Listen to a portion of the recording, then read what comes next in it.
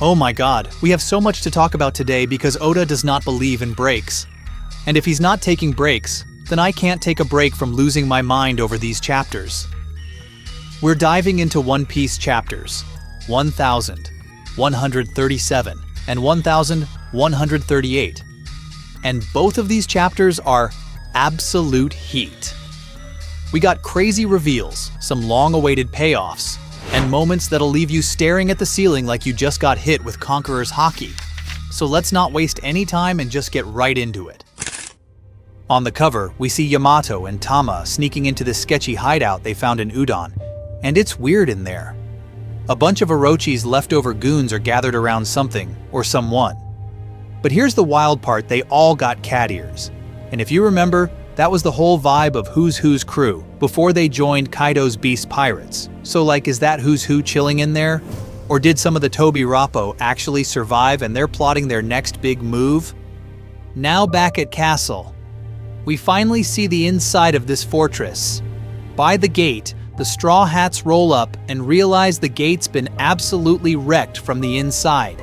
It's clear, something or someone busted out of there, and whatever it is, it ain't friendly. This place is massive. Outside looks big, sure, but inside, it's on a whole other level. There are so many floors and giant halls that even Zoro, the guy who's been to like every crazy battlefield ever straight up, says he can't even see the roof. But the place is wrecked. The fight between Loki and Harald left this castle in ruins, and now it's getting swallowed up by the vines of the Atom Tree. And then we see it on one of the columns, there's an inscription of a skull. Now let's talk about the Elbaf incident. We finally get some serious backstory on this, so let's break it down. First off, the timeline. This all went down 14 years ago, in 1510. That's around the same time the sea train was finished and Ginny got kidnapped. What's wild is that there's an 8-year gap between Harald's death and Loki's capture, and we know Loki only got caught after he went to sea, got his butt handed to him by Shanks, and was dragged back to Elbaf as a prisoner. But let's talk about King Harald. Road tells us this dude held the rare and prestigious title of Great Warrior. That's basically the warrior version of being called a Great Pirate, a title only legends like Whitebeard, Roger, Shanks, and recently Luffy have been given. When they finally roll into this massive hall, it's covered in skulls. And Luffy, being the curious little gremlin he is, notices some of these skulls have horns. And if you've been paying attention, you know what that means. Ancient giants. The same race as Oars, those absolute units we saw before. But here's the weird part. These skulls aren't even close to the size of true ancient giants. Oars and Little Oars Jr. were over 60 meters tall, 3 times the size of normal giants. But these more like the size of regular giants, around 20 meters. These aren't full-blooded ancient giants. They're half-giant, half-ancient giant hybrids. And if you know your One Piece world biology, you know Oda loves his mixed-race characters. We've seen half-fishmen like Dellinger, quarter mermaids like Chimney, and those water titan Wotans like Big Pan from the Foxy Pirates. And let's not forget Big Mom's wild collection of half-breed kids, long arms, long legs, snake necks, and 3 eyes. Oda's been building up this mixed-race world for years, and now we're finally seeing the implications with the giants. Road explains that these hybrids are smaller because of how their mixed genetics play out. Just like Wotans are way smaller than full giants, these half-ancient giants would naturally be taller than normal giants, but not even close to the massive scale of a pure ancient giant. And here's the kicker.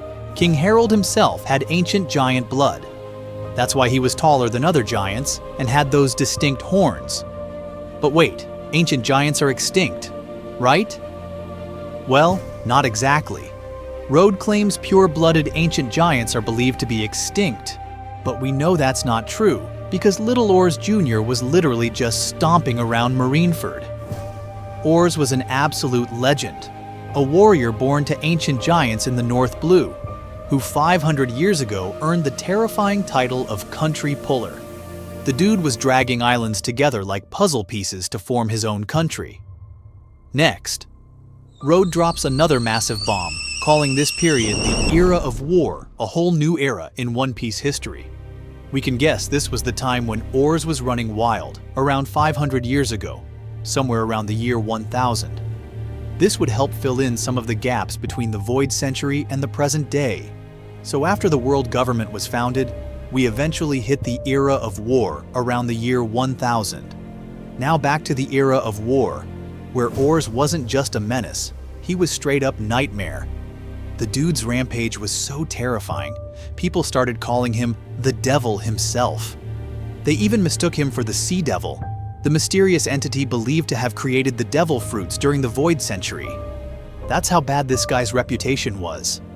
But here's where it gets interesting. King Harald, who had ancient giant blood and those same signature horns, wanted to break away from Ors's legacy of violence and destruction. And in a seriously hardcore move, he cut off his own horns to symbolize that break, leaving 2 massive scars on his head. With all this backstory, we finally get an unshadowed look at Harald's portrait from the last chapter. He's sitting on that ruined throne we saw when Shanks and Gunko teleported in. We finally see the details clearly, the majestic mustache, tattoo similar to Ripley's, which already feels suspicious, and those 2 huge scars where his horns used to be. But suspiciously, he looks a lot like Kaido. And I'm talking almost identical vibes. The build, the scars, the overall presence. There's no way this is a coincidence. Kaido's race has been one of those long-standing mysteries that's kept fans and theorists up at night. Remember that one line where Kaido told Yamato, "You are the child of Oni. You are not meant to be friends with humans." That kind of made it like Oni might be their race, and if you're familiar with Japanese folklore, Oni are those big, horned, ogre-like creatures. But here's the thing, it's never been confirmed if Kaido meant that, literally or metaphorically. Then things got even muddier with their Vivre cards. Neither Kaido nor Yamato had their race listed, which could either mean they're just humans with unique features, or that Oda's keeping the truth under wraps because it's some next-level spoiler territory. Let's not forget that Yamato was originally called the Oni Princess when they were kids. We've seen those horns on both Kaido and Yamato, and now, with the revelation of ancient giant hybrids, it's looking more like these horns could be a genetic trait. So what if Oni aren't just a mythological race, but actually half human, half ancient giant hybrids? It would explain Kaido and Yamato's massive size, insane strength, and those natural horns. We've seen characters rocking some real horns as well. And while Sasaki also has horns, his case is different. Dude's a blue-spine unicorn fishman, but the rest could be part of this ancient giant hybrid lineage. Also, does Loki have horns? Because at this point, I need answers. Alright, back to the Elbaf incident. Over 100 giants, some of the most powerful warriors in Elbaf, stood against Loki, and he slaughtered everyone, including his own father, King Harald. Loki's weapon of choice was Harald's own sword. The only one who survived this massacre was Jarul, and that's only because this man got stabbed through the head and somehow lived to tell the tale. After Loki went full berserker mode, the giants of Elbaf rejected him as king. But then, things got even messier, because the next logical heir, Hadruddin, also wasn't accepted. Because Hadruddin was Loki's half-brother. Turns out, Harald had a lover before marrying the queen, and while this lover had Hadruddin, she was from another giant country. And if you remember Jaguar D. Saul from Robin's flashback, he straight up told us there are multiple giant tribes, some of which see Elbaf's warriors as barbarians. So Hadruddin being half Elbaf, half another giant nation? That's why nobody wanted either Loki or Hadruddin on the throne. Remember back in Dressrosa, when Hadruddin wanted the Mera Mera no Mi? He literally said that with that kind of power, he could unite the giants and become their king. But now we know why he's so obsessed with this. Hadruddin been treated like an outsider his entire life because of his mixed blood. Elbaf's royalty has a huge pride in their pure bloodline, so they've never accepted him as a legitimate heir. With Elbaf left kingless after Loki's betrayal and Harald's death, things have been in this weird frozen limbo. Hadruden is not just gunning for the Elbaf throne. Dude wants to unite all giant tribes and become king of all giants. We cut back to the God Knights torturing Loki, but they're not just trying to punish him, they're trying to recruit him. They want Loki to join the God Knights and become a celestial dragon. Let's take a second to unpack that. We've only seen one other person become a celestial dragon, York. And that was a unique case. She basically sold out all of Egghead Island and delivered ancient tech and knowledge to the world government in exchange for that promotion. So the God Knights offer Loki the same deal because of power and control. Elbaf is one of the strongest military forces in the world, and if they make Loki their king, they'd be able to bring Elbaf under the world government's control. Now let's talk about Gunko, because she's turning out to be important. We finally learn that her power is the Arrow Fruit, making her a Arrow human. At first it seems like it's just a Paramecia-type devil fruit with no crazy mythical Zoan stuff. But then we see some very familiar signs that make us question that. Everywhere Gunko steps, black flames appear, and those flames are identical to the ones we see when the Gorosei appear through their summoning circles. We already know that those black flames are linked to Emu, so the fact that Gunko's arrows are literally emerging from those flames means that there's definitely some kind of direct connection to Emu's powers. The fact that Emu used similar attacks during the Lulusia annihilation makes this way too suspicious to be a coincidence. Also, Gunko's creativity with her powers is insane. Despite Loki's strength, he gets wrecked. He's mocking Gunko the entire time, but she beats him down so badly he's knocked out cold. Didn't choose to finish him off though, because they still want to recruit him. They clearly see his power and influence as something they can use, and if they can break his spirit, they might actually succeed in turning him into a God Knight. So let's quickly sum up this absolute madness. Elbaf is kingless, with Hadruden trying to become king of all giants, and Loki being tortured and recruited by the God Knights. The world government's endgame is clearly to control Elbaf's military strength for the massive war they're preparing for. Gunko's powers seem to have a direct link to Imu, which raises huge questions about the true nature of the Aro no Mi, Hadruden's mixed blood, and his dream of unifying all giant tribes puts him in a perfect position to challenge Loki, but also makes him a threat to Elbaf's traditionalists. And if the God Knights succeed, we could see Elbaf's military turned against the Straw Hats in the coming war. We're standing on the edge of an Elbaf civil war, and with the Straw Hats headed to Elbaf, they're walking straight into this powder keg. Shanks isn't actually Shanks, but Figarland Shamrock. This confirms the long-standing theory that Shanks has a twin. Shamrock is the son of Figarland Garling, making Shanks his brother. We've known Shanks was a Figarland since film Red, and Garling's "Watch Me, My Children" line foreshadowed this sibling dynamic. One twin was raised by Roger, the other by Garling, who became a God Knight. Shamrock's position as the Knight Commander of the God Knights further solidifies his high rank, though still under Garling, the Supreme Commander. His name, a play on Shanks and referencing Ireland's Shamrock, ties into the Holy Trinity theme of the God Knights. His military connection is clear, aligning with Gunko and their knightly roles under the world government. And his mission is to control the giants' power over the New World, which could have been conquered by them long ago. If Loki refuses to cooperate, Shamrock and Gunko will take it by force, making things even more complicated for the giants and the government's ambitions. Alright, so this is how Chapter 1137 wrapped up, and now we roll right into Chapter 1138. This chapter drops what might be the biggest lore dump in One Piece history, diving deep not just into the Void Century, but even into the world that existed before it. But here's the thing. Oda's laying it all out in this beautifully poetic and insanely cryptic Japanese, and a lot of it gets lost in translation if you're not paying attention. Every single word here matters. Every single term. So trust me, when I say this chapter's got so much mind-blowing info, it's like Oda opened the floodgates of ancient history and just let it all spill out. We're talking about secrets fans have been dying to know for years. Let's dive in. So on the cover, Turns out that sketchy hideout belonged to none other than Who's Who. The cover story even trolls us with the title. It was the hideout of Who's Who all along. He's chilling there with the rest of his crew from the Beast's Pirates, the same cat-themed smile users we saw back in Onigashima. And of course, there's a big ol' Neko kanji hanging above him, a callback to his cat cafe room in Kaido's mansion. Looks like Who's been out here kidnapping girls to serve him and using dudes like Hold'em to do his dirty work.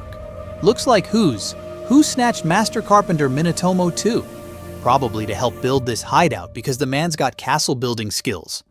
We jump into the first world, the underworld, where Loki is out here grilling Shamrock, asking why dude's face is basically a copy-paste of great pirate red-haired Shanks. And Shamrock drops the bomb. Shanks is actually his younger twin brother. Twins. But then it gets even juicier. Shamrock says Shanks did return to the Holy Land once, but decided he'd rather stay in the lower world. Now Shamrock is like the complete opposite of Shanks. Where Shanks is this laid back, cool uncle vibe, Shamrock talks like he's auditioning for a role in some aristocratic drama, all formal and sophisticated. Let's go back to this whole Shanks visiting the Holy Land thing because there's some weirdness. Shamrock could be talking about something way back in the day. Or what if this is actually about the Levely? Remember when Shanks pulled up to chat with the Gorosei? What if that wasn't even Shanks? What if it was Shamrock? I know it sounds wild, but this is Oda. Double twists are his favorite game. Yeah, Scar's missing in that scene, but that could just be perspective. There's also one detail that doesn't add up: their beards. Shanks has that goatee that's clean on the sides, but Shamrock's beard spreads across his cheeks. And the dude who talked to the Gorosei? Clean shaven on the sides, just like Shanks. So either we've been sleeping on the biggest betrayal of the series, or Shamrock just decided to switch up his grooming routine. Either way, the Shanks family drama just got a lot messier. And then Oda decides that's not enough, so he drops an absolute nuke of a reveal. Shamrock's got powers, or his sword does. And this sword got the mythical power of the freaking Cerberus, the three-headed dog that guards the gates of hell. We've seen the Cerberus pop up in One Piece before. Remember that weird chimera thing on Thriller Bark? Usopp even made up a Cerberus lie back in Syrup Village. So the myth's been kicking around in the OP world for a while. The sword itself seems to have eaten the mythical Zoan fruit, something Vegapunk's tech made possible way back in Alabasta with Lasso the gun dog. Zoan fruits have a will of their own, so when they bond with an object, they can bring it to life. First off, it's awakened. We see that dark cloud scarf that's become the signature look of powerful devil fruit users. But then we've got those eerie flames, the same ones we've seen from Imu, the Gorosei, and Gunko. And since Gunko's confirmed to have an actual name devil fruit, these flames might not be just a random aesthetic. They could be a power granted by Imu. So it raises the question, is Shamrock's sword a true devil fruit power, or some ancient demonic energy Imu's handing out like party favors? And if you've been hanging on to the Blackbeard has the Cerberus fruit theory for the last 15 years, Shamrock's sword just snatched that theory right out of existence. Also, this sword got tricks. In its hybrid form, the Cerberus heads can each sprout their own blades. He even calls this move Scramble. Loki gets wrecked by this attack, but let's be real, dude's not going down that easy. Shamrock and Gunko peace out in their ridiculously cool arrow-shaped bird, but not before Shamrock decides they need reinforcements. He tells Gunko to call in one more person. Looks like we're about to meet another God Knight. And if they show up using the same freaky summoning circle the others did, we're in for even more chaos.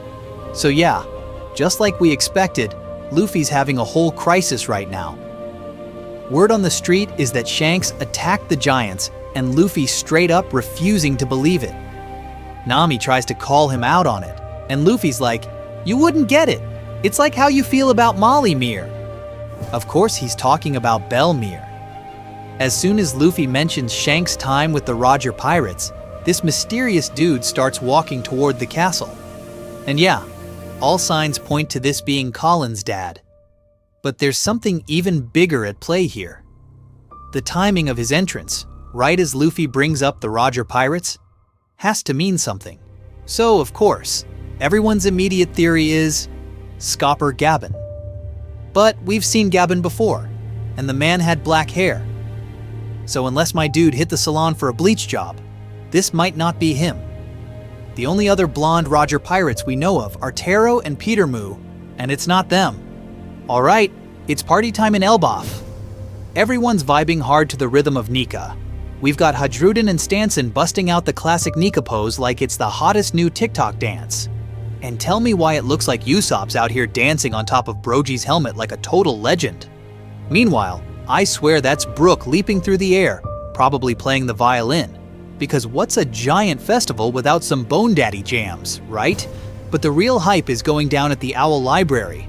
Saul finally brings out the Harley, the holy text of giant history. This thing is so ancient and dusty that it literally makes Chopper cough.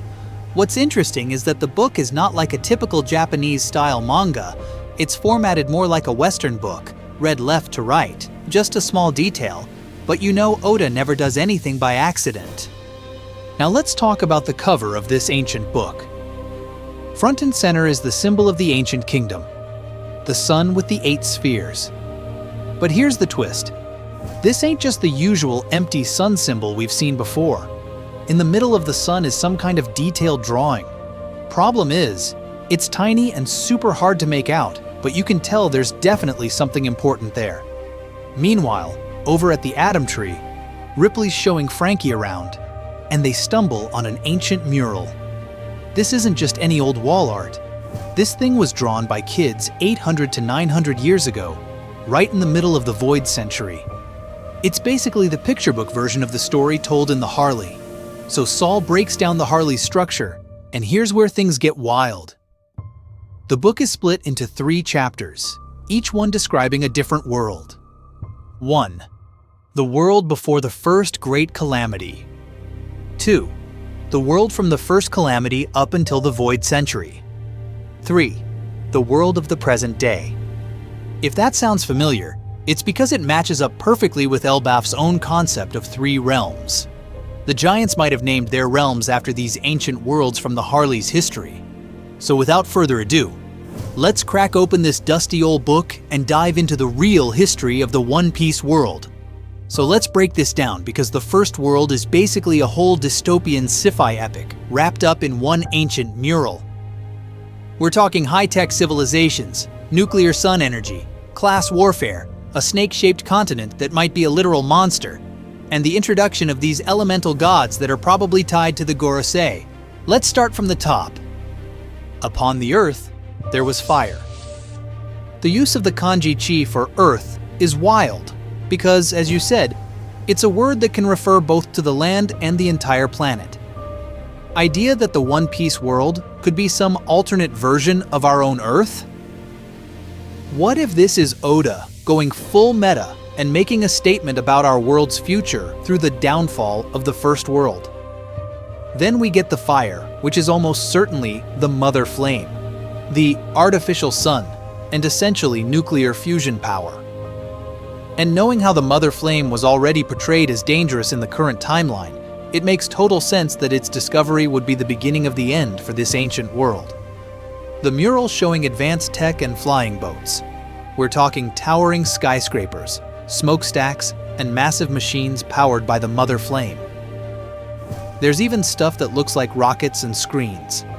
And those floating ships were the prototypes for the ancient weapons. We've already got hints that Pluton is a massive battleship. Poseidon controls the Sea Kings. And Uranus seems to be that flying weapon Imu used on Lulusia. The idea that they were created during this ancient period would explain why they were already called ancient weapons by the Void Century. The Red Line being a man-made weapon, been portrayed as this massive natural formation. But if it's actually the Hellflame Serpent, that changes everything. The idea that it was created by humanity's abuse of the Mother Flame and then somehow turned into the massive world-spanning landmass we know today would explain why Dory and Brogy call it the blood-stained snake, tying it directly to the Jörmungandr myth. The division of classes and the godlike Halo people. This mural's showing some real class warfare.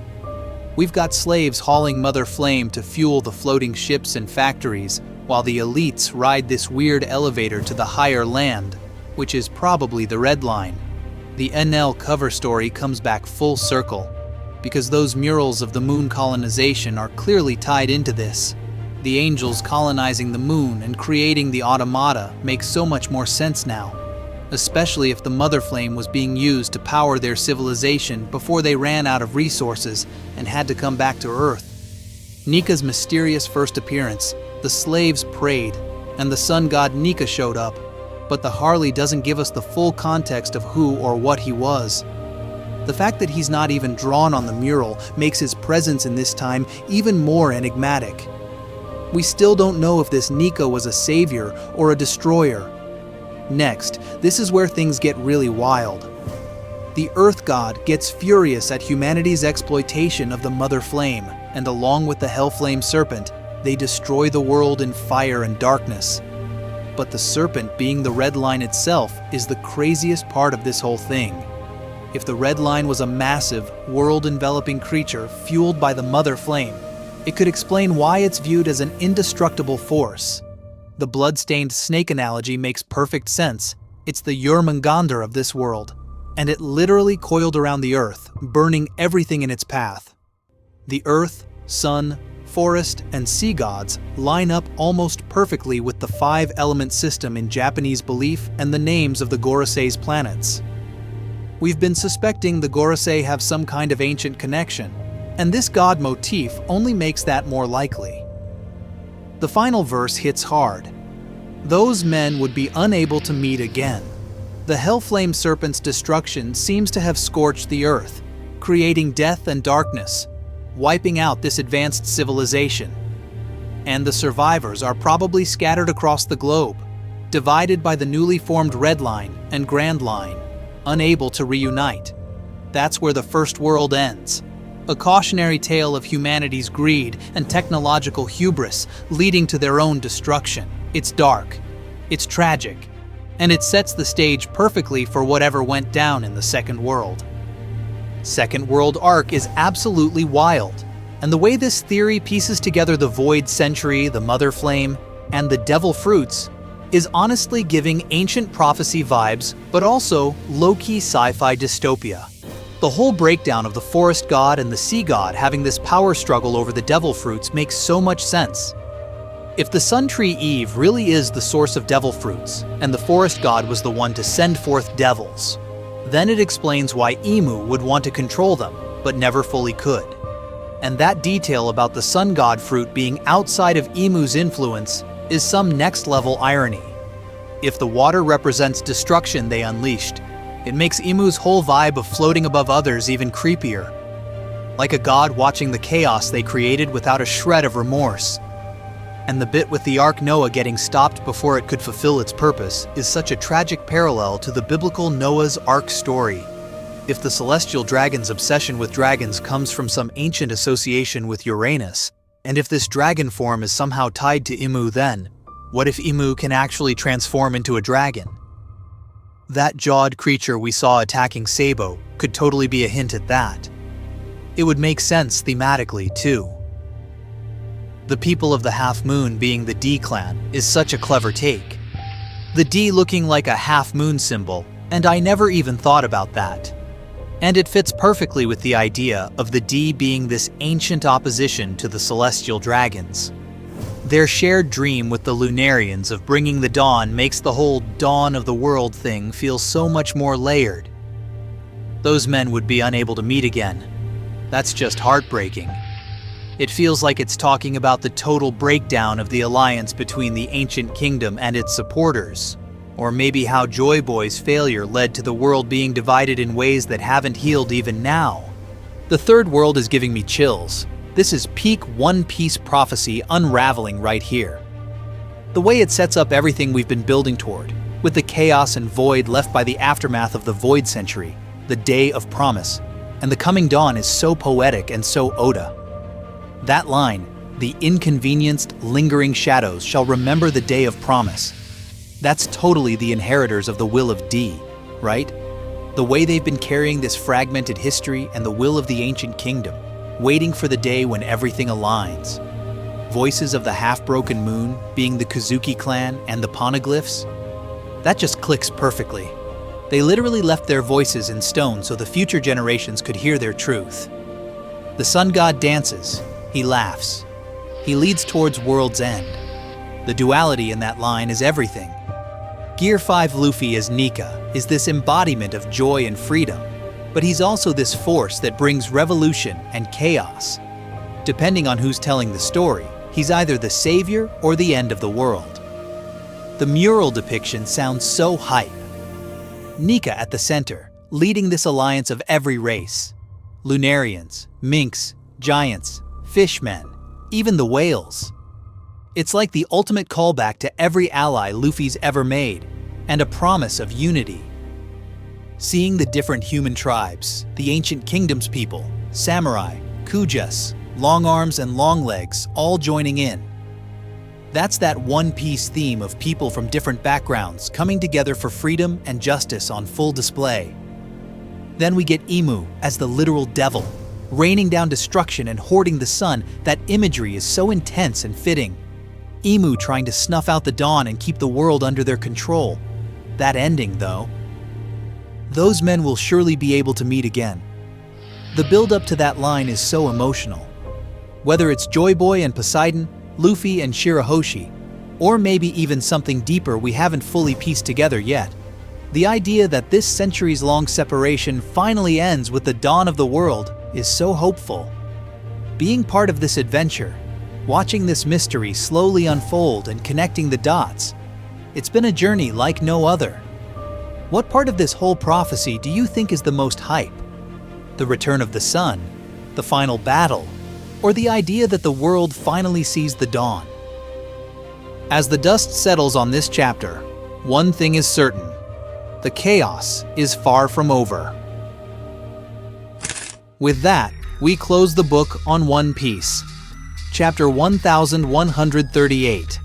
Let me know your thoughts, theories, and expectations for what's next, because if this chapter is any indication, things are about to get wild.